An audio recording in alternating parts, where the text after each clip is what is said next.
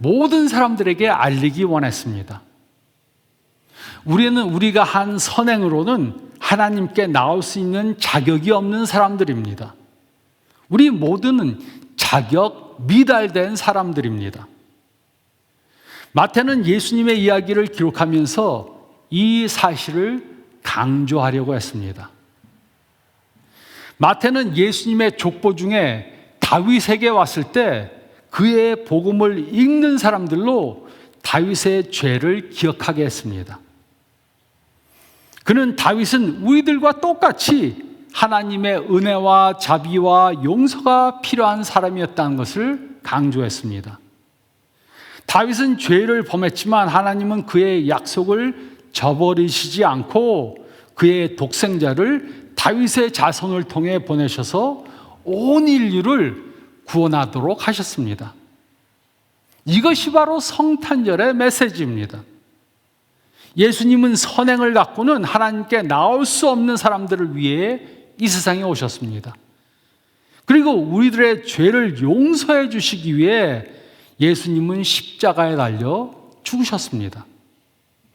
그래서 우리는 하나님이 예수님을 통해 이루신 역사 때문에 그에게 나올 수 있는 사람들이 된 것입니다. 그러므로 다시는 자신이 죄인이기 때문에 하나님께 나올 자격이 없는 사람이라고 생각하지 말아야 합니다.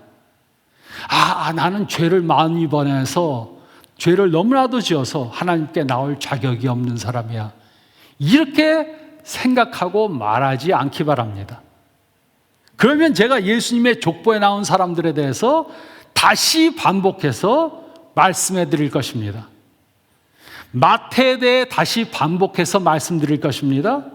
유다에 대해 다시 반복해서 말씀드릴 것입니다. 다말에 대해 다시 반복해서 말씀드릴 것입니다. 라합에 대해 다시 반복해서 말씀드리겠습니다. 또 다윗과 밧세바에 대해 다시 반복해서 말씀드릴 것입니다. 우리가 우리 된 것은 우리 때문이 아닙니다. 우리가 우리 된 것은 하나님의 전적인 은혜 때문입니다. 이 하나님의 은혜에 감사하며 사는 저와 여러분들이 되시기를 우리를 위해 이 세상에 오신 예수님의 이름으로 축원드립니다. 저희 다 같이 기도드리겠습니다.